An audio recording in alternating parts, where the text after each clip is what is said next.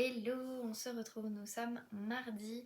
Je vous reprends que maintenant. Alors je vais pas vous dire la même chose que les précédentes semaines, à savoir j'étais au sport hier, je n'ai pas pu vous reprendre. Pas du tout, j'étais pas au sport, j'étais chez moi. Un peu crevée en fait d'un week-end génial et donc forcément j'ai décidé en fait tout simplement avec mon chéri de rester tranquille à la maison. On était un peu crevés, on a passé une bonne petite soirée tous les deux et voilà en fait tout simplement on n'a pas cherché plus loin en fait. Moi j'ai quand même un peu lu mais pas tant que ça mine de rien parce que du coup on a un peu plus traîné sur Netflix histoire d'être un peu tous les deux aussi. Donc voilà. Mais en tout cas, j'ai avancé ces deux lectures. Forcément, je suis vraiment fan en fait de ces deux lectures. Je sais pas si j'irais jusqu'à dire que c'est des coups de cœur, peut-être pas, parce que pour le moment j'ai pas un gros coup de cœur. Mais mine de rien, c'est des très très bonnes lectures. Du coup, je vais vous en parler. D'abord, je commence par Code 93 de Olivier Norek. Donc, je l'ai pas beaucoup avancé parce que comme je vous ai dit hier, j'étais complètement cassée. J'en suis à la page 68, donc voilà, j'en suis vraiment que au début. Mais j'avoue qu'hier soir, si je ne m'étais pas endormie, j'aurais continué. Mais comme je commençais à m'endormir, j'ai lâché le livre. Honnêtement, je pense que je vais plus l'avancer ce soir parce que voilà, j'ai trop envie de savoir ce qui se passe.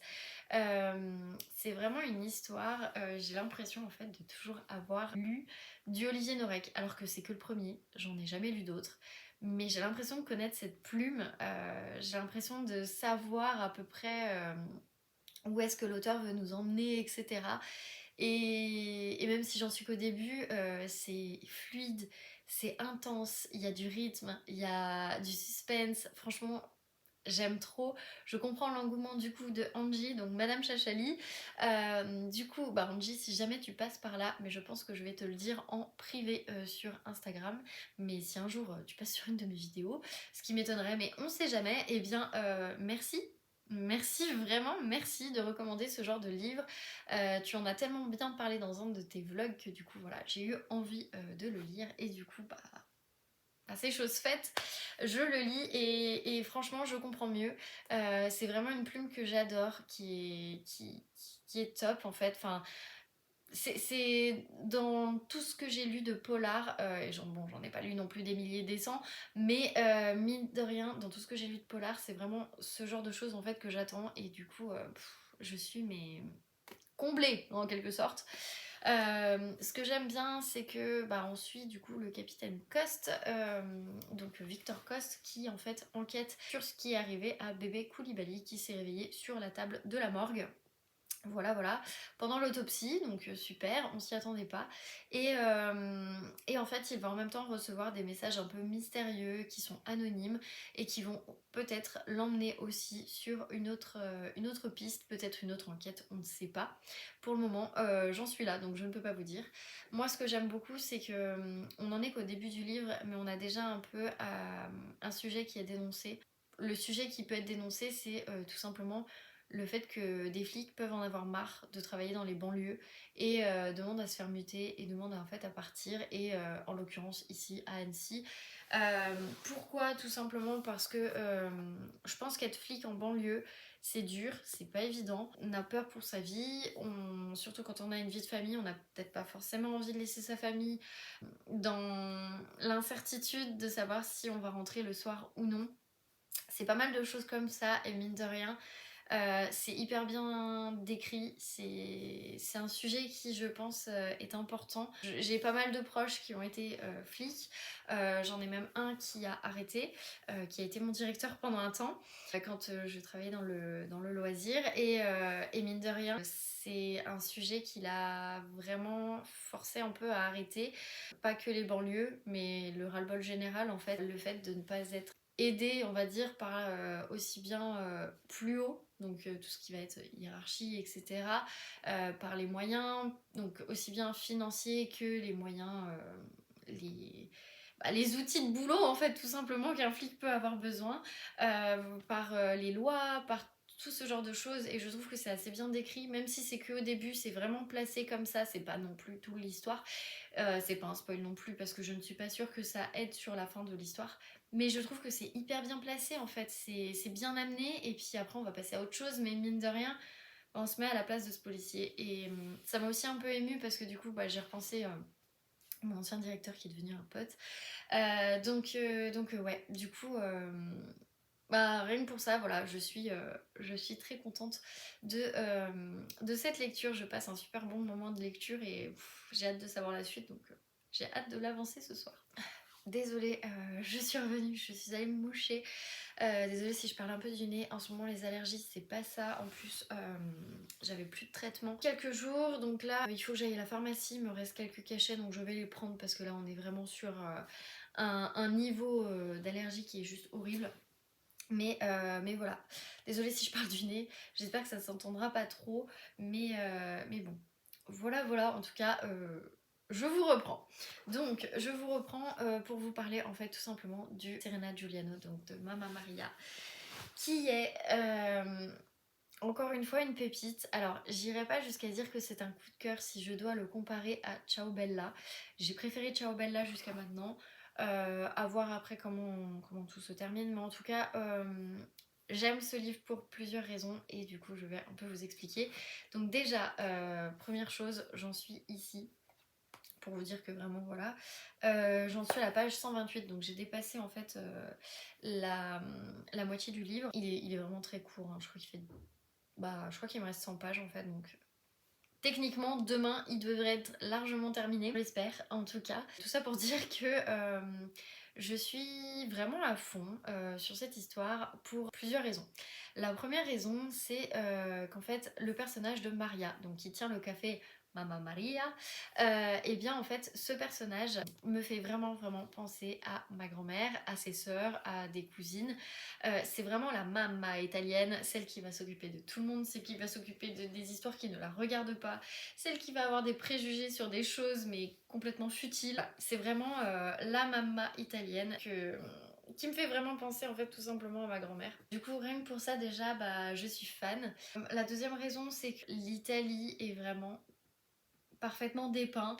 J'ai vraiment l'impression en fait de me retrouver avec ma famille quand je lis ce livre parce qu'on nous parle de la scopa, on nous parle du limoncello, on nous parle de plein de choses que j'ai vécues quand j'étais petite et que voilà, que quand j'allais en Italie voir la famille ou même quand j'allais passer des vacances avec mes parents, et bien tout simplement j'ai vécu ce genre de choses, les beignets pleins de sucre avec du Nutella par-dessus, on l'a vécu il y a pas très longtemps avec mon copain et mes parents, enfin voilà, on a des tonnes de fou rire et en fait il y a des moments où je retrouve ces fous rires dans ce livre.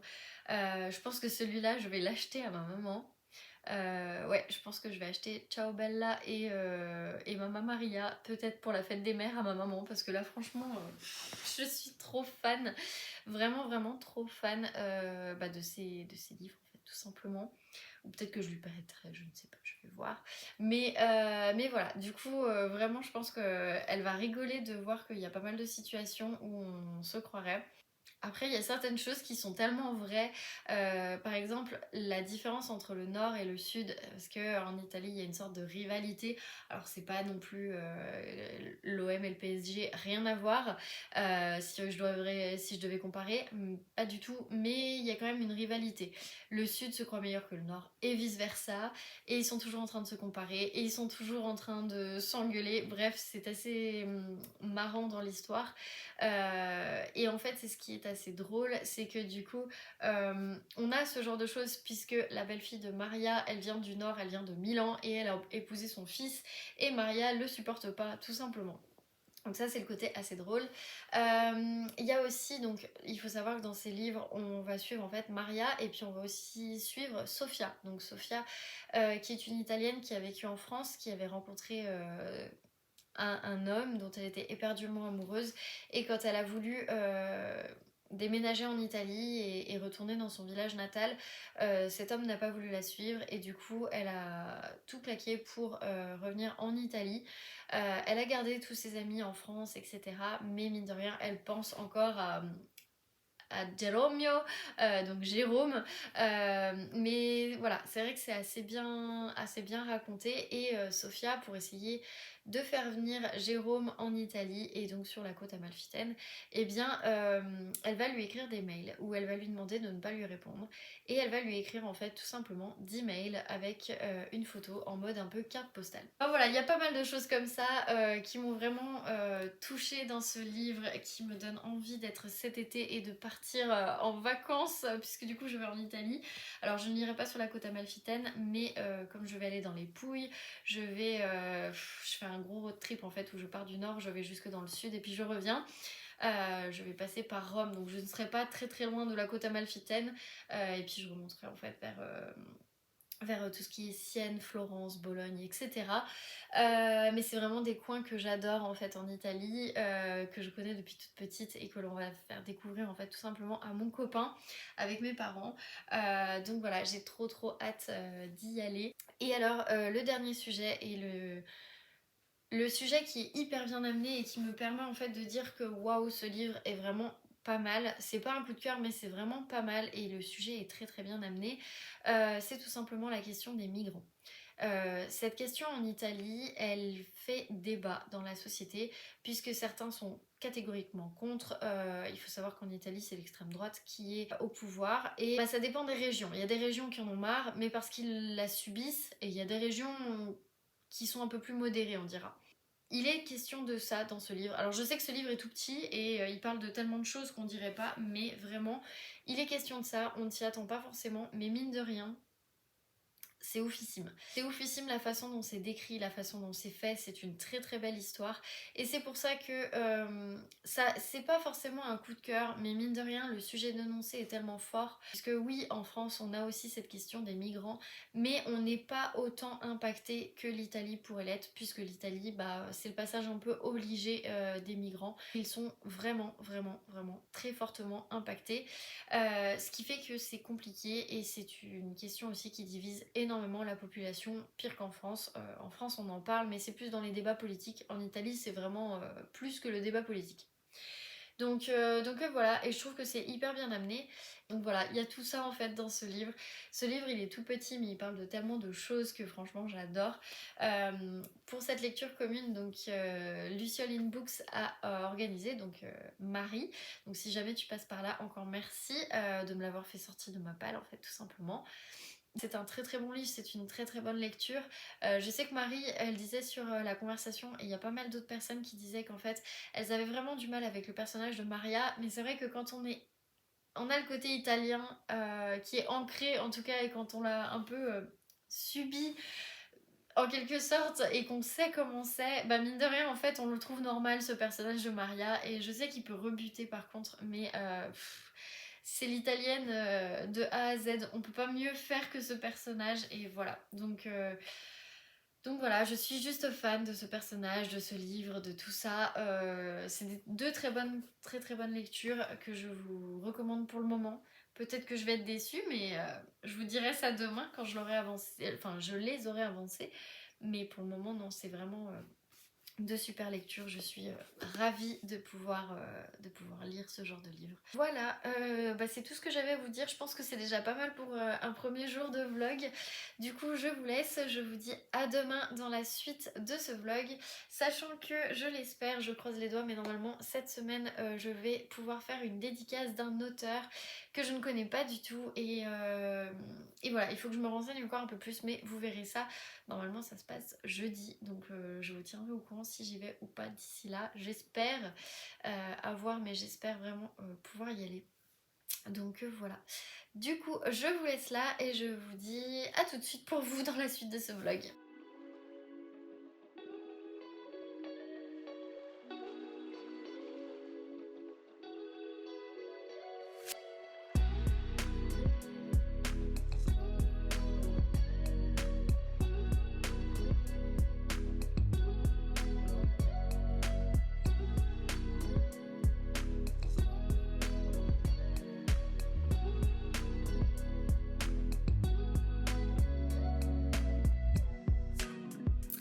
Bonjour, on se retrouve, nous sommes jeudi et je ne vous ai pas repris hier puisque petits soucis familiaux, etc.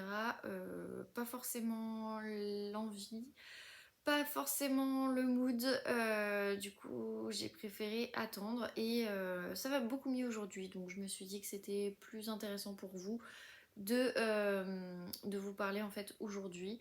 J'ai pas mal de choses à vous dire puisqu'en fait aujourd'hui je suis allée du coup à la Fnac puisqu'il y avait Laurent Gounel qui était en dédicace. J'ai voulu acheter un de ses livres et malheureusement j'ai pas trouvé le livre que je voulais. Et en plus de ça il y avait la queue et le magasin fermait à 19h et ce qui fait que c'était très très très compliqué. Et donc j'ai préféré ne pas attendre bêtement pour rien puisque le livre qui me faisait envie, eh bien il ne l'avait plus en rayon. Grosso modo, j'ai vu Laurent Gounel de loin, j'ai vu que c'était quelqu'un qui prenait vraiment le temps de discuter avec les personnes, de leur mettre vraiment une dédicace appropriée en fonction d'eux, etc. Enfin, c'était pas juste 2 minutes, c'était vraiment du 5-10 minutes par personne, donc c'est vrai que c'est appréciable ce genre de choses. Et voilà, je me suis dit que j'allais plutôt laisser ma place à des personnes qui sont carrément fans, puisque j'ai vu des gens qui avaient la masse de livres, et moi à côté qui n'avais pas de livres, je me suis dit ça n'a aucun intérêt, donc laisse ta place tout simplement. Donc bon voilà, j'aurais vu Laurent Gounel de loin. Voilà, je ne lui aurais pas forcément parlé, mais bon, c'est pas très grave. Par contre, j'ai quand même acheté des livres, hein, parce que voilà, j'en ai acheté 3. Et sachant qu'il y en a un qui n'est pas pour moi. Donc à la Fnac, j'ai acheté 3 livres. Et puis après, je suis partie prendre le bus, parce que je ne voulais pas reprendre le métro. Et en prenant le bus, je suis tombée sur un bus qui pouvait me poser directement à la Part-Dieu. Et du coup, bah, je suis allée chez De Citre. Parce que ça faisait très longtemps que je n'étais pas allée chez De Citre. Donc ça, c'est vrai. Je crois que ça fait au moins 3 semaines, un mois que je n'étais pas allée chez De Citre. De mémoire. Et j'ai encore craqué. Puisque du coup, j'ai craqué sur un livre et d'autres choses. Je vous expliquerai après. Et en rentrant, j'avais un colis, donc j'ai pas mal de choses à vous dire. Déjà, donc j'aurai tout ça à vous présenter, qui se trouve tout là devant moi. Et en même temps, j'ai mon update pour les lectures, puisque même si hier j'avais pas trop la tête à ça, j'ai quand même avancé. Donc, je vais d'abord vous présenter les livres pour la Fnac. Du coup, pour la Fnac, enfin à la Fnac, pardon, j'ai acheté Tu comprendras quand tu seras grande de Virginie Grimaldi pour ma grand-mère, puisque du coup, j'avais très très envie de lui faire découvrir. Et comme elle avait pas trop le moral en ce moment, je pense que ça va lui remonter aussi un petit peu le moral, puisqu'il y a une belle morale à la fin, c'est très touchant, comme je vous avais dit. Et je pense que ça lui plaira pas mal, donc voilà. D'ailleurs, j'en profite pour faire un petit aparté par rapport à Virginie Grimaldi. J'ai reçu en commentaire sur mon précédent vlog, pardon, donc un commentaire en fait qui disait en gros que encore du Virginie Grimaldi, on réfléchit plus, ou je sais plus ce que la personne a mis. J'ai répondu. Il faut savoir que quand j'ai répondu, donc je ne défends pas forcément Virginie Grimaldi, même si là, en l'occurrence, c'était une attaque contre elle. On peut ne pas être d'accord, comme je le disais à la fin de mon dernier vlog, on peut ne pas être d'accord, on peut ne pas aimer les mêmes auteurs, les mêmes lectures, pas de problème. On peut en parler, pas de problème, mais par contre, il faut que ce soit construit. De dire juste c'est nul, qu'est-ce qui est nul? Qu'est-ce qui ne vous plaît pas? Pourquoi? Et on argumente. Et puis après, c'est peut-être pas votre style de lecture, c'est pas grave, passez. Vous voyez que je vais commencer à parler d'un livre sur toute la semaine, forcément. Bah forcément, si vous n'êtes pas intéressé, vous pouvez passer. Enfin voilà, j'ai pris un mauvais commentaire et un pouce rouge. En soi, bah mettez des pouces rouges si vous n'aimez pas mes vlogs, c'est pas grave en fait. Enfin, je le fais pour le plaisir, je ne fais pas ça pour être célèbre ou quoi que ce soit, donc c'est pas grave en fait. Moi, c'est juste pour le plaisir de partager. Par contre, prendre ce genre de commentaire qui n'est pas argumenté et qui est là juste pour dire de critiquer, bah je trouve ça vraiment dommage. Donc J'ai répondu à la personne, j'assume complètement. J'ai pas par contre approuvé les autres commentaires qui étaient méchants sur moi parce que je trouve que ça n'attise que la haine et je ne suis pas là pour ça. Voilà, je préfère être honnête, mais en tout cas, voilà. On reparle encore une fois de Virginie Grimaldi. Désolée pour cette personne si elle suit encore les vlogs, désolée, mais j'ai tellement aimé ce livre que je l'offre à ma grand-mère, tout simplement. Parenthèse fermée. Le second livre que j'ai acheté à la FNAC, eh bien tout simplement, c'est un livre qu'en fait j'avais vu sur le site d'Amazon parce que l'autrice en fait n'avait pas de maison d'édition et elle faisait en fait, elle était en auto-édité et du coup elle était passée par la plateforme Amazon. Je trouve ça hyper cool de faire ce genre de choses et j'avoue que j'ai hésité pendant 8 mois à acheter ce livre où à chaque fois je me disais le prochain c'est celui-là. Le mois prochain, j'ai des sous, je me l'achète. Et en fait, à chaque fois, j'allais chez De Citre et je craquais parce que les livres, je les avais tout de suite. Et j'avoue que j'ai un peu peur de commander des livres sur Amazon parce que j'ai peur de comment ils vont comment ils vont arriver, l'état, s'ils vont prendre des POC, etc. C'est pour ça que j'ai toujours un peu peur quand j'achète des livres en ligne. Bref, je ne l'avais pas acheté, par contre je l'avais mis sur ma liste pour mon anniversaire et personne ne me l'avait offert. Donc je me suis dit c'est pas grave, je l'achèterai plus tard. Et il se trouve que ce livre est désormais édité chez City et qu'il est sorti la semaine dernière et j'avais oublié qu'il sortait la semaine dernière quand j'ai vu ça, justement c'est pour ça que je ne l'avais pas acheté aussi. Je m'étais dit bah trop bien, je vais attendre qu'il sorte et il se trouve que je l'ai vu dans le vlog de Sophie de la semaine dernière et je me suis dit mais c'est vrai, il sort ce livre et je l'avais complètement zappé parce que je l'avais pas mis en fait tout simplement dans ma liste des sorties à venir. Tout ça pour dire que j'ai acheté enfin ce livre après 8 mois. J'ai acheté Chou à la crime de, alors je sais pas si on le dit en français ou en anglais, donc je vais le dire en anglais parce que ça a l'air d'être plutôt anglais. C'est H-Y Anna ou H-Y Anna, voilà, comme ça j'aurais dit les deux. Donc Chou à la crime et c'est les thés meurtriers d'Oxford. Donc c'est une nouvelle saga de Cozy Mystery. Oui, j'ai encore craqué sur du Cozy Mystery. Et en fait, si ce livre il me faisait aussi beaucoup envie, pourquoi? Parce que en automne, il y a Laurie du conte The Pumpkin Library qui en a parlé, qui l'a lu, qui l'a recommandé. Et j'avoue que je fais une immense confiance à Laurie.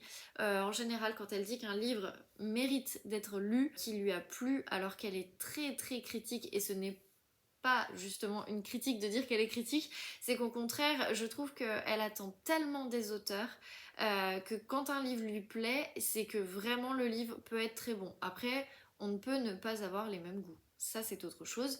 Mais généralement, on a quand même plutôt les mêmes goûts, surtout en matière de Cozy Mystery. Donc, voilà le pourquoi je voulais absolument l'acheter. Déjà, je trouve le jeu de mots vraiment pas mal, Chou à la crime. D'ailleurs, je crois que l'autrice a fait que des jeux de mots comme ça pour tous ses livres. Il y a le tome, donc ça c'est le tome 1, et il y a le tome 2 qui est déjà sorti. Et le tome 3, si je dis pas de bêtises, il me semble qu'il sort en juin, ou alors il est déjà sorti. À vérifier. Mais en tout cas, j'avais trop hâte de le lire. Pourquoi? Parce que c'est un peu dans le même style que les enquêtes de Anna Swenson. Je vais y arriver. Les enquêtes d'Anna Swenson. Et du coup, j'avais tellement aimé cette saga. C'est toujours ma saga de Cozy Mystery préférée. Que je me suis dit, on va lui mettre un peu de concurrence. Et donc, forcément, je l'ai pris aujourd'hui à la FNAC. Donc, je vais vous lire le résumé. Pour réaliser son rêve d'ouvrir un salon de thé dans un petit village des Cotswolds, j'ai toujours du mal à le dire, donc on n'est pas très loin de chez Agatha Raisin du coup, Gemma décide de quitter un job bien payé mais trop monotone. Toutes ses économies passent dans sa nouvelle affaire et sacrifice suprême, elle doit même retourner vivre chez ses parents. Mais c'est pour la bonne cause. La preuve, ses affaires démarrent très bien. Jusqu'au jour où elle découvre le corps d'un touriste dans son salon de thé. L'homme a été assassiné, étouffé avec l'un des succulents scones de Gemma. De là à penser que ses pâtisseries sont mortelles, il n'y a qu'un pas. Son salon risque bel et bien de faire faillite. Gemma n'a pas le choix et doit mettre la main à la pâte. Aux côtés du charmant inspecteur Devlin et d'une brochette de vieilles commères du village, elle se lance tête baissée sur les traces du coupable. Mais parviendra-t-elle à résoudre ce mystère avant que les choses ne tournent encore plus au vinaigre? Un délicieux cosy mystery à la sauce british, best-seller dans le monde entier. Ils mettent H.Y. Anna est l'auteur de plusieurs séries de cosy mystery pleines d'humour, de rebondissements et de personnages excentriques, devenus des best-sellers dans le monde entier. Elle a été dresseuse de chiens, mannequin et a travaillé dans la publicité avant de se consacrer avec succès à l'écriture. Voilà. Et c'est traduit par Diane Garot. Donc c'est pour ça qu'il me faisait envie. Magda en a parlé il y a 2-3 semaines il me semble, voire un mois grand max dans un de ses vlogs. Et pareil ça m'avait donné envie et elle avait dit qu'elle avait beaucoup rigolé aussi. Donc je me suis dit celui-là je suis obligée de me l'acheter. Donc c'est pour ça encore un achat de Cozy Mystery. Encore une saga à commencer. Non mais là faut que j'arrête hein, mais bon. On ne dit jamais non au Cozy Mystery. Donc voilà. Le second livre que je me suis pris, du coup, j'attendais en fait d'en lire un peu davantage sur cet auteur avant de l'acheter, puisque j'étais pas sûre que le sujet déjà allait me plaire. Et je l'ai vu sur pas mal de réseaux, je l'ai vu aussi pas mal de fois en librairie, sauf qu'à chaque fois il était en mauvais état, donc je ne le prenais pas. Et là je l'ai enfin trouvé en excellent état et c'était le dernier. Et donc du coup j'ai pris Entre deux mondes de Olivier Norek. Oui, j'ai encore pris un Olivier Norek. Je crois que je rentre dans le club des fans de Olivier Norek avec Angie, donc Madame Chachali. Donc si tu passes par là, Angie, merci de m'avoir fait découvrir cet auteur parce que vraiment, j'adore sa plume. Je trouve vraiment sa plume exquise, on dira. C'est un délice de lire ses livres, voilà. Et c'est surtout que ce livre m'intriguait énormément. Donc c'est Sophie de Du Café et des Livres qu'il avait lu, je crois l'été dernier, et qui en avait fait une super chronique et ça m'avait encore plus donné envie. Et après j'ai vu Cécilia, j'ai vu vraiment un tas de monde en fait en parler et je me suis dit bah prends-le parce que maintenant que tu sais que t'aimes Norek, bah voilà. Je vous lis le petit résumé parce qu'il est vraiment très très court. Adam a découvert en France un endroit où l'on peut tuer sans conséquence.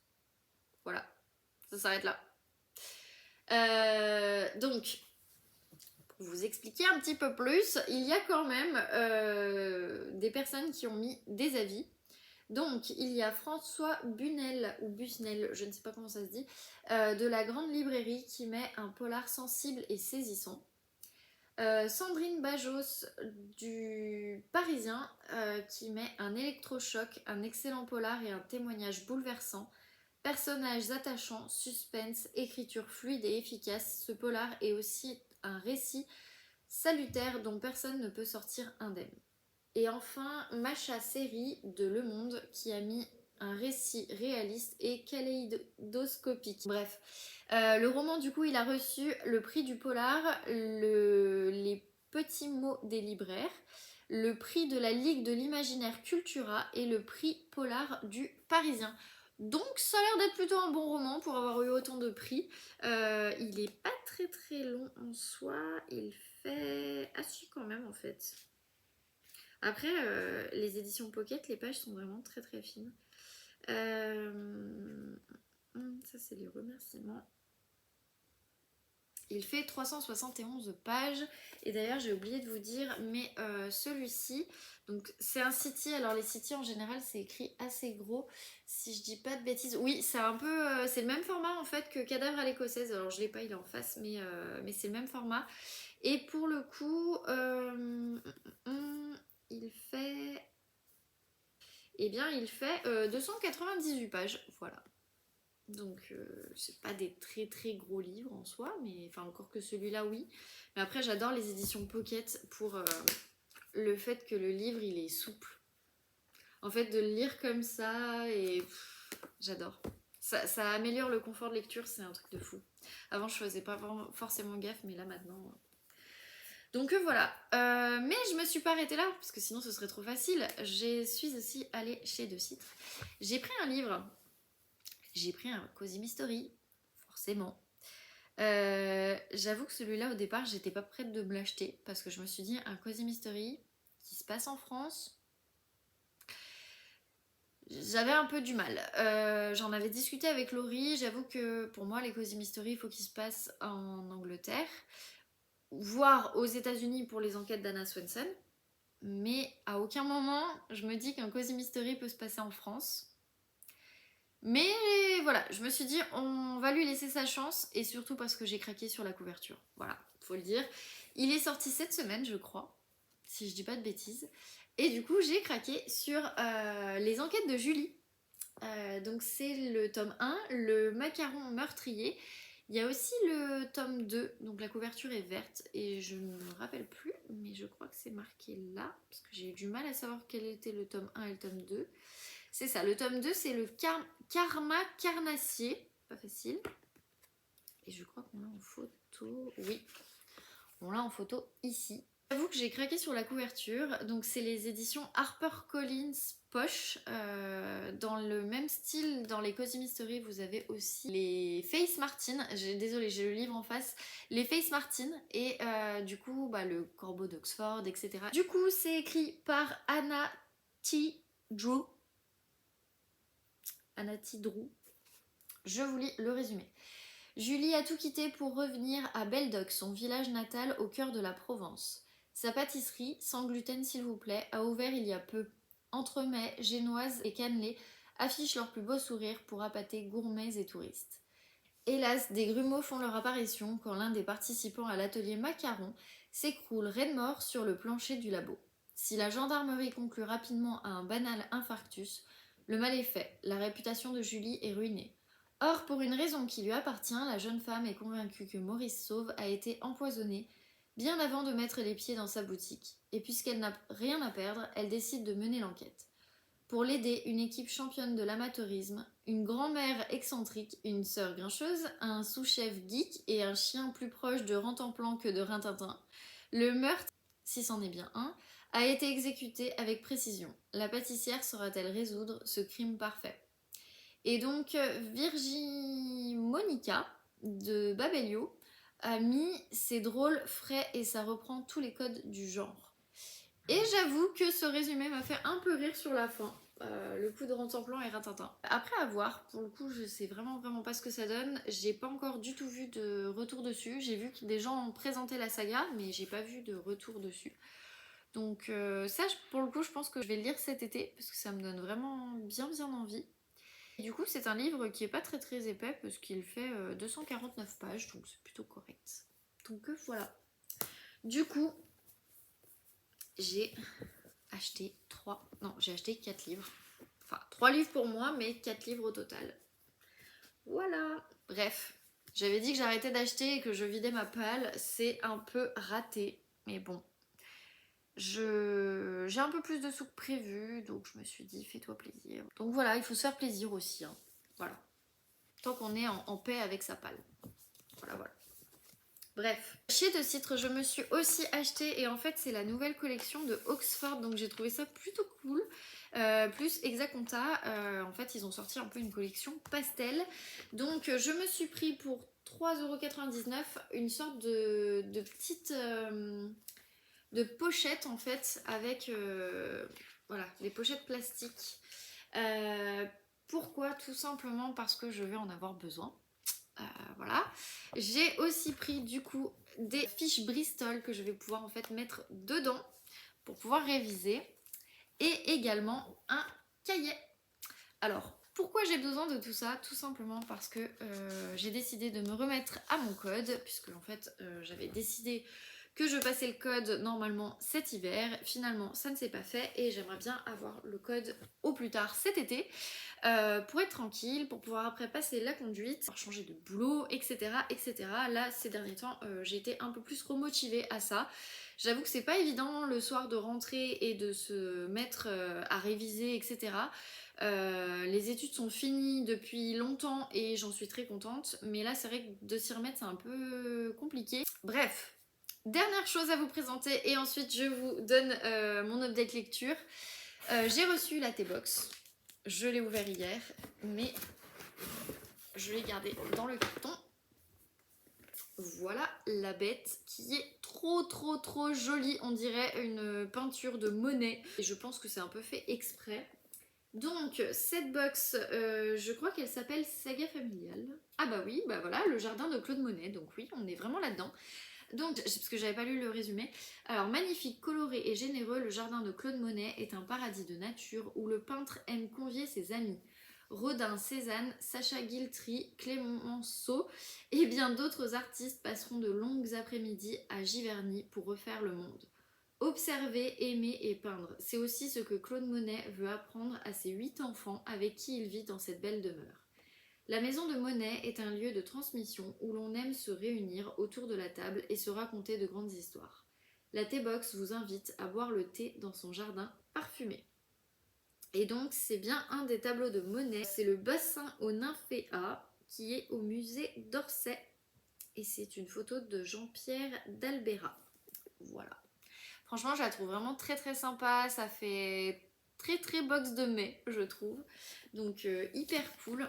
Et du coup quand je l'ouvre, si je ne fais rien tomber, voilà, nous avons, oh là là, à chaque fois ça sent super bon, je ne sais pas ce qui sent aussi bon mais bref, nous avons donc le cahier des saveurs, il y a deux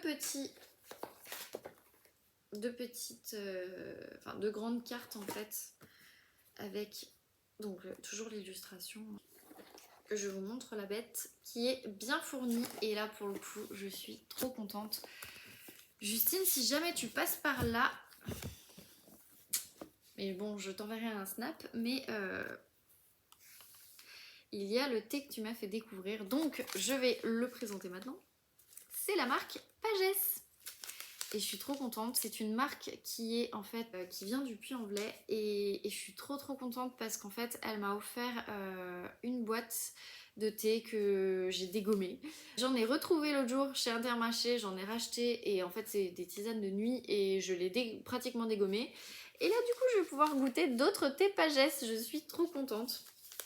Donc il y a un thé vert saveur mangue abricot gourmand. Voilà, ils disent que c'est conditionné en Auvergne. C'est ça, Pagès, maison française depuis 1859, se situe au cœur de l'Auvergne. Terroir traditionnel de plantes à infusion, héritière d'un savoir-faire ancestral, Pagès maîtrise à la perfection l'art de l'assemblage avec des recettes au goût naturel, intense et sincère. Pagès vous offre une sélection de thé et d'infusions pour savourer le meilleur du goût des plantes. Hyper sympa, je suis trop contente. C'est un peu ça, je crois, qui sent le goût. L'odeur du truc. Ensuite nous avons un thé vert au jasmin et j'avoue que je trouve ça plutôt sympa le jasmin en ce moment avec les pollens. Je vais y arriver.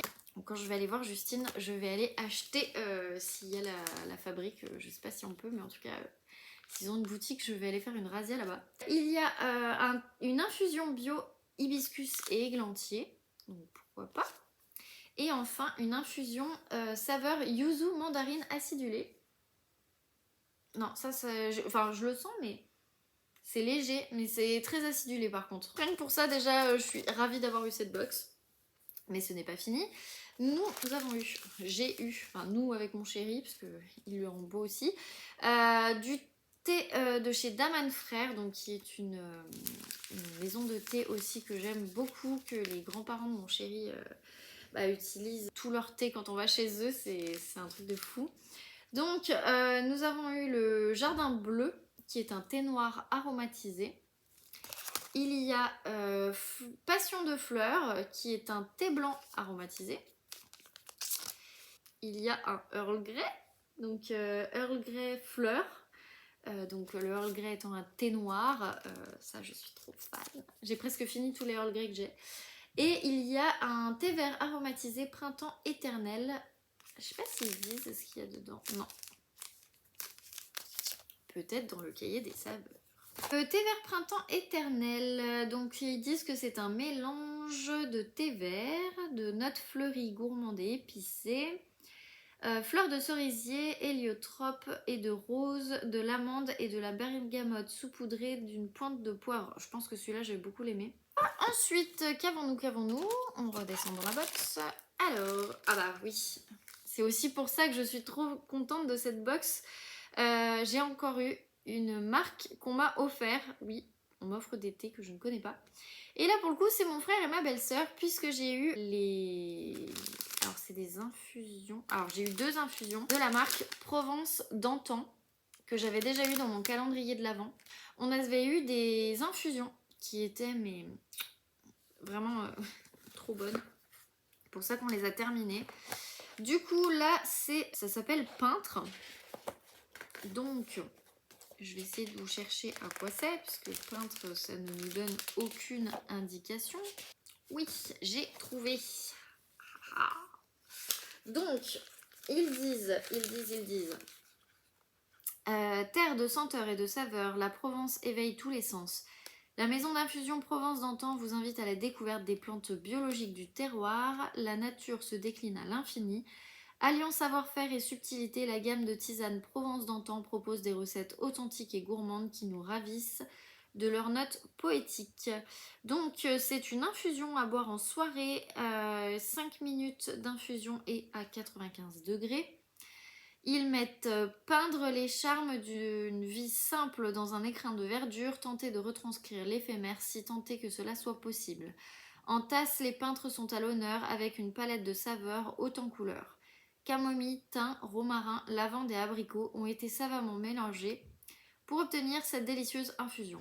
Vous prenez le temps d'apprécier chaque coup de pinceau du maître et laissez parler vos émotions. Franchement, c'est super bien dit, j'aime beaucoup. Donc je suis trop contente. Voilà, on en a un chacun avec mon copain. Et ensuite, nous avons un thé blanc. Alors, c'est la marque... Est-ce que je vais le voir? C'est la marque Plantasia. Je crois que c'est une marque que l'on a eue dans la précédente box. Ou dans le calendrier de l'Avent, je ne sais plus. Et donc, c'est un thé blanc à la pêche. Est-ce qu'ils en disent plus? Non, c'est un thé blanc à la pêche qui se boit en journée à 90 degrés et 5 à 6 minutes d'infusion. Voilà. Ensuite, nous avons des petits bonbons de ce que je vois. De la marque Barnier. Alors, il y a un petit bonbon à la myrtille, ici. Et un petit bonbon à la pomme, ici. Voilà. Très sympa. Très bien pour déguster. Bon, c'est dommage qu'il n'y en ait que 2, mais voilà. Nous avons également des biscuits, mais qui sont arrivés cassés. C'est un peu dommage. Mais ils seront quand même bons. Mais j'avoue que les biscuits salés, enfin secs, pardon, j'aime bien les avoir entiers pour pouvoir tremper dans le thé. Donc c'est la marque Traumad. Alors attendez, je l'ai vu. Ici, ils mettent authentique et gourmande et inchangée depuis 1920. Cette recette revisite l'authentique galette de Pont-Aven. Avec audace, grâce à des éclats gourmands de caramel au beurre salé, un délice résolument breton qui accompagne à merveille tous vos goûters. Et ben oui, effectivement, j'avais pas vu en fait que les personnes étaient habillées en tenue bretonne. Et alors ensuite, nous avons l'été en vrac, bien évidemment, je termine par cela. Je vous présente d'abord celui de la T-Box qui s'appelle les Nymphéas. Morceaux de pommes, fleurs d'hibiscus, morceaux de gingembre, thé vert de Chine, gunpowder, arômes, pissenlit, morceaux de betterave rouge, écorce de cynorrhodon, feuilles d'ortie, citronnelle, framboise, morceaux de fraise, graines de grenat et fleurs de bleuet. Il se déguste en journée à 95 degrés. Oh là là, une tuerie. Non, franchement, ça sent trop bon. C'est dommage que ça se boive en journée. Parce que je l'aurais bien bu ce soir, mais bon. Après, de la maison Taillefer, c'est un thé saveur fruit pêche saveur pêche fruit de la passion, pardon. Voilà, c'est tout ce qu'ils disent. C'est aussi un thé à thé vert, donc forcément en journée à 85 degrés celui-ci. J'aime beaucoup le visuel pour le coup. Très sympa. Et donc, on va sentir les pêches et les fruits de la passion. Ah ouais. Celui-là, limite, on pourrait le boire en thé froid. Je sais pas s'ils le mettent.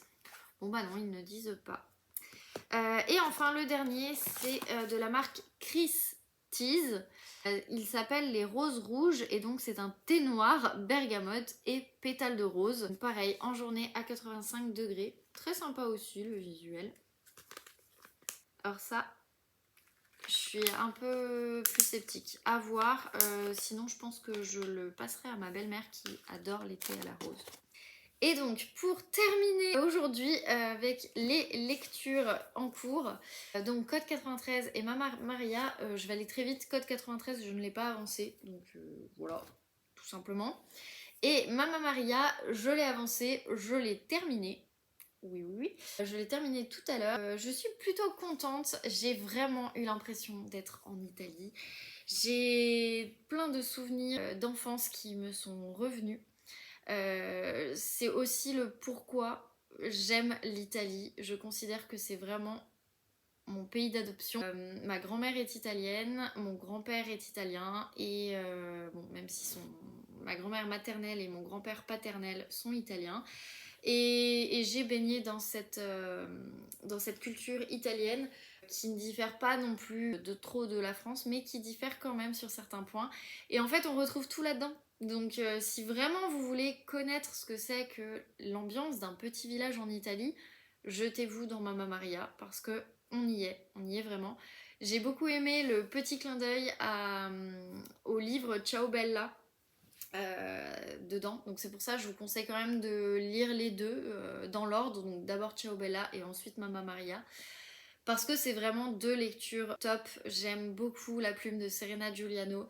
Je pense que je le dirai jamais assez, mais là pour le coup c'est vraiment un livre top. C'est pas un coup de cœur, j'aurais quand même préféré Ciao Bella, ça c'est sûr. Je l'ai trouvé beaucoup plus touchant, beaucoup plus il fait un peu plus autobiographique, on dira. Mais le clin d'œil est très sympa. J'ai tout aimé dans ce livre de toute façon. C'est pas un coup de cœur par rapport au livre de Virginie Grimaldi, mais mine de rien, c'est une très très bonne lecture que je vous recommande. Et du coup, j'ai hâte de lire Luna, mais celui-ci, je me le garde vraiment pour cet été, puisque j'ai envie de le lire en étant en Italie, comme ça je serai baignée dans la culture, etc. De toute façon, je pars 3 semaines en Italie, donc les lectures vont se suivre et vont bien se suivre, mais voilà. C'est vraiment une des très bonnes lectures, je vous recommande énormément Serena Giuliano. Donc voilà, et puis c'est tout. J'ai pas encore pris d'autres lectures, je pense que je vais peut-être reprendre des lectures. Soit je commence un nouveau livre que j'emmènerai au boulot, soit je prends le Olivier Norek, il y a possibilité. Soit je commence un nouveau livre. Je ne sais pas, je vais voir en fonction de ce que j'ai envie de faire. Voilà, tout simplement. Là, je vais ranger tout mon bazar avant que mon mec n'arrive. Et moi, je vous laisse là et je vous dis à demain pour la suite de ce vlog.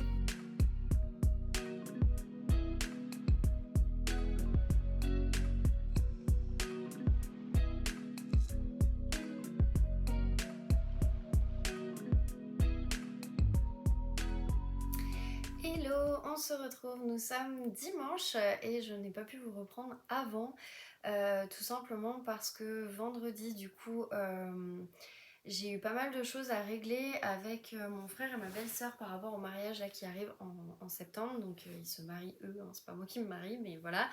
Mais comme c'est moi qui me charge des plans de table, ce genre de choses, au niveau design, hein, parce que le reste c'est tout eux qui organisent, et bien mine de rien en fait on a dû se coordonner aussi pour que on tienne, moi je tienne mes deadlines, eux que ça leur plaise ce que je leur propose aussi. Donc voilà, vendredi c'était plus organisation mariage. J'ai eu ma maman aussi au téléphone, on a eu pas mal de choses à se dire parce qu'on s'était pas appelé depuis une semaine alors que d'habitude on s'appelle presque tous les jours. Et puis hier on était chez des amis et ça faisait trop du bien puisque j'ai pu voir une de mes meilleures amies que j'avais pas vue depuis je crois janvier ou février. Donc Audrey, si tu passes par là, encore merci, c'était top. Du coup on en a profité, on a fait notre premier barbecue. J'ai forcément eu mon cadeau d'anniversaire, puisque oui, on ne s'est pas vu depuis, je crois que c'était janvier ou février.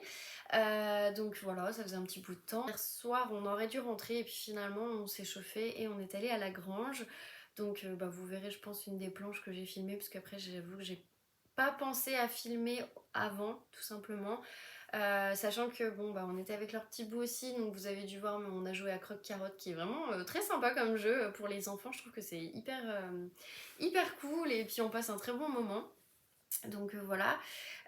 Et bref, au final, on est rentré, c'était 23h. Donc j'ai essayé de me mettre à lire et j'avoue que la fatigue. Là en plus, on est en pic de pollen à Lyon, donc avec mon chéri, on a le nez pris, c'est horrible. On a les yeux qui piquent, enfin, on est vraiment pas bien. Donc voilà, c'est vrai que c'est pas évident, je suis sous traitement. Ce qui fait qu'hier soir, j'avais pas forcément la tête à lire. J'ai essayé et en fait, les yeux me piquaient. Là aujourd'hui, je suis en mode nature peinture, hein, donc désolée si vous voyez les boutons, les cernes, etc. Tant pis, hein, je m'assume comme ça. Et c'est rare, mais je m'assume comme ça maintenant, donc voilà.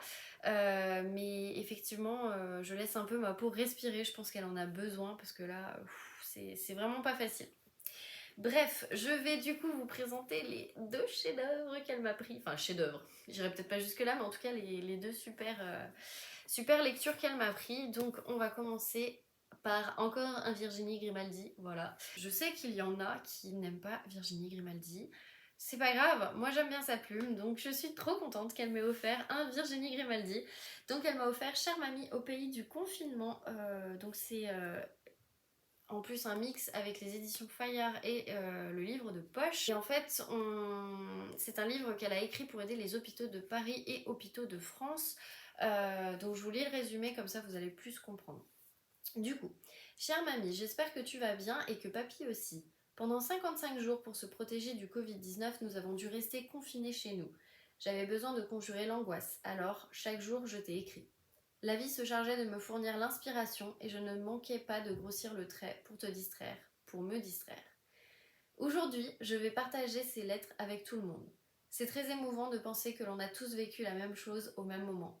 Il faut que je te prévienne, tous les bénéfices seront reversés à la fondation Hôpitaux de Paris, Hôpitaux de France, qui soutient ceux qui ont porté le pays à bout de bras pendant 2 mois.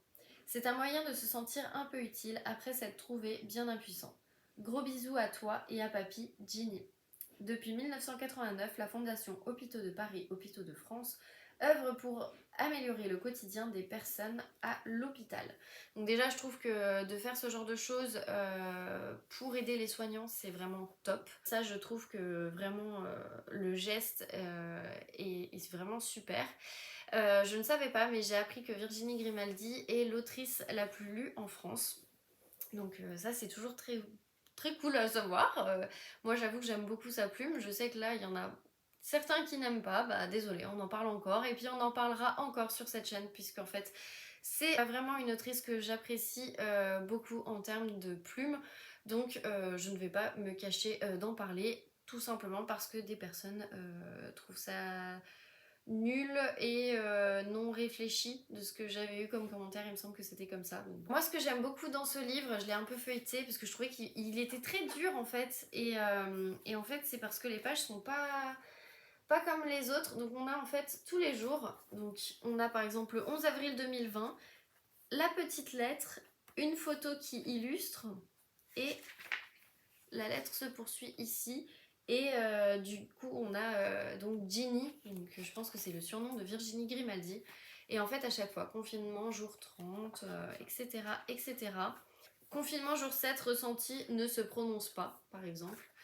Et en fait, à chaque fois, on a ce genre d'illustration. Et je trouve ça vraiment top parce que on est plongé dans le quotidien de tout le monde. Bon alors, j'avais pas vu, mais alors cette bibliothèque, je veux la même. Je veux clairement la même. Je crois que je vais repasser ma bibliothèque de toute façon en mode arc-en-ciel parce que ça me manque trop. J'arrête pas de la changer ma bibliothèque. Bref, contente. Donc encore merci Audrey de me l'avoir offert parce que on en parlait avec Julia cette semaine et on voulait se l'acheter, mais on voulait aussi l'acheter sur Vinted en se disant que si quelqu'un le vend, bah pourquoi on le prendrait pas. Et puis en fait, bah du coup j'ai dit à Julia, pas besoin, c'est bon. Donc voilà, du coup celui-là, je pense que je vais le lire assez rapidement parce que je vais le passer à Julia pour qu'elle puisse le lire aussi. Parce que c'était vraiment un de ceux qui nous faisait trop envie, donc voilà, je suis trop contente. Et du coup le deuxième, sans se concerter, parce que j'en ai pas parlé à mes copines, parce qu'en général je leur dis un peu ce que je lis, etc. Enfin on parle pas mal de ce genre de choses. Et puis là, je leur avais rien dit cette semaine. En fait, Audrey m'a acheté le tome 2 de Blackwater, sauf qu'en fait, j'ai commencé vendredi le tome 1 de Blackwater. Voilà. On est sur la même longueur d'onde. Voilà. On va parler 2 minutes de ces petites illustrations qui sont faites sur les couvertures. Non mais, le travail éditorial est vraiment, vraiment top. Là-dessus, il n'y a rien à dire. Je trouve ça super. Donc c'est la maison d'édition Monsieur Toussaint l'ouverture qui fait ça. Je crois qu'il fait aussi les Anne de Green, quelque chose comme ça. Mais en tout cas, enfin, les couvertures quoi. Puis alors dans la bibliothèque, mais ça va rendre super bien. Je suis trop contente. J'avoue que je préfère le tome 2 au tome 1 au niveau de la couverture, mais pour le coup, c'est pas mal. Donc voilà, ce qui me permet de faire cette transition, puisque je ne vais pas vous lire forcément le résumé de celui-ci, sinon je vais me spoiler, donc je vais plutôt vous lire le résumé du tome 1, sachant que donc le tome 1 s'appelle La Crue et le tome 2 s'appelle La Digue. Voilà, je sais pas si vous verrez bien. Donc voilà, alors, du coup, alors que les flots sombres et menaçants de la rivière submergent Perdido, une petite ville du sud de l'Alabama, les Casquets, une riche famille de propriétaires, doivent faire face aux innombrables dégâts provoqués par la crue. Mené par Marie-Love, la puissante matriarche, et par Oscar, son fils dévoué, le clan s'apprête à se relever, mais c'est compté sans l'apparition. Alors, je suis désolée, mais il me semble qu'on dit mais c'est sans compter l'apparition. Et non, mais c'est compté sans l'apparition. Je vais aller vérifier. Peut-être que les deux se disent, mais je trouve ça très très bizarre dit comme ça. Bref. Donc, mais c'est compté sans l'apparition aussi soudaine que mystérieuse d'Elinor Damer, jeune femme séduisante au passé trouble dont le seul dessein semble être de s'immiscer au cœur de la famille Casquet. Donc, moi j'en suis au tout début, hein, vraiment. Voilà, je l'ai commencé en fait vendredi matin dans le métro et puis je ne l'ai pas repris depuis. Donc voilà, j'en suis à la page 22. Il faut savoir que la ville de Perdido dont il est question ici est une ville complètement inventée, elle n'existe pas. Et donc moi j'en suis en fait au tout début. Donc l'illustration résume en fait le début, puisque Oscar va être avec son serviteur qui s'appelle Bray. Pour faire le tour en fait des habitations qui sont déjà sous la crue, sous l'eau, et il va en fait aller directement au sein d'un hôtel, et dans cet hôtel il va passer plusieurs fois devant les fenêtres, il a l'impression de voir quelque chose bouger, donc il va essayer de s'y intéresser, et quand il s'y intéresse il se rend compte que c'est seulement des rats. Il va repasser à un moment donné vers une fenêtre et il se trouve qu'il y a Elinor Damer qui a une explication très curieuse de sa situation. Pourquoi? Tout simplement parce qu'elle nous dit qu'elle s'est endormie pendant 3 jours, puisque la crue est là depuis 3 jours. Elle s'est endormie, elle n'a pas entendu les alarmes, elle n'a pas entendu les secours. Elle dormait et à un moment donné, elle s'est réveillée et elle attendait que l'on vienne la chercher. Très bizarre comme explication, pour le coup ça met un peu de mystère, de suspense, donc j'ai hâte d'en savoir plus. Je sais que Sophie a commencé à le lire et j'ai vu dans sa story qu'elle avait commencé le tome 2. Il se trouve que Sophie, c'est rare qu'elle enchaîne les sagas, donc je pense que la saga doit être vraiment haletante et on a vraiment envie de savoir ce qui se passe. Puisque c'est rare que Sophie, d'habitude, elle fait traîner les sagas. Donc je disais, elle enchaîne rarement les sagas, et là, pour le coup, elle avait l'air de dire que c'était très haletant. Je sais que c'est... Il me semble que c'est Alizé de Un livre ouvert, Mon livre ouvert. Je vous remettrai le compte ici, qui en fait en disait que du bien de cette saga. J'ai vu tout Bookstagram en parler, et quand j'ai vu le prix du livre, j'ai dit allez go, pas pour 8,40 € que ça va me ruiner. Donc je suis trop contente de l'avoir commencé, et je suis trop contente que du coup Audrey m'ait offert le tome 2, puisque ben voilà quoi. Mais alors vraiment on est sur la même longueur d'onde, hein, parce que j'en avais pas parlé, enfin j'avais juste présenté le livre en disant qu'il allait être dans ma pile à lire du mois, mais je n'avais pas dit quand est-ce que je le commençais, donc voilà. Et enfin, j'ai avancé, mais alors vraiment un tout petit peu, le Olivier Norek, donc code 93. Alors quand je vous dis vraiment un tout petit peu, eh bien c'est simple, j'en suis à la page 78. Donc je crois que depuis que je vous ai pris, j'ai dû avancer 2 chapitres. Je crois, voire même peut-être 5 pages, je ne sais pas, je me rappelle plus ce que je vous disais dans le dernier vlog. J'ai essayé de lire hier et quand on est rentré c'était 23h, on s'est un peu mis devant la télé, etc. On a un peu profité et je me suis dit ah, je vais lire et en fait j'étais tellement claquée, les allergies au niveau des yeux me gênaient donc je suis allée me coucher directement et du coup bah j'ai pas forcément avancé mais celui-là du coup je vais essayer de bien l'avancer cette semaine pour ne pas perdre de temps sur ma pile à lire et ma pile à lire du mois de mai. Donc on en est là, encore des livres. Ma pile à lire a augmenté du coup, donc merci Audrey. Enfin, je pense que Vincent ne te remerciera pas, mais en tout cas, moi je te remercie. J'avais dit que ma pile à lire devait pas dépasser 100 livres, je suis à 103 livres. Voilà. Donc je vais attendre un petit peu avant d'acheter autre chose. Je vais bien avancer toutes les sagas, en commencer et puis pour pouvoir m'acheter les suites aussi. Donc voilà pour le moment. Moi c'est tout pour ce vlog, je sais que la semaine aura été très courte pour vous, j'aurais filmé que 3 fois, bon bah la semaine prochaine il y aura beaucoup plus et les semaines suivantes il y aura encore plus puisque du coup je suis en vacances dans une semaine donc j'ai prévu pas mal de choses en plus pendant ma semaine de vacances, mon chéri bosse mais moi en tout cas j'ai prévu pas mal de choses donc vous verrez ça d'ici 15 jours sûrement. Et en tout cas, pour le moment, eh bien, je vais vous laisser. Je vous remercie. En tout cas, n'hésitez pas à liker si la vidéo vous a plu. Et puis, on se retrouve la semaine prochaine dans un nouveau vlog.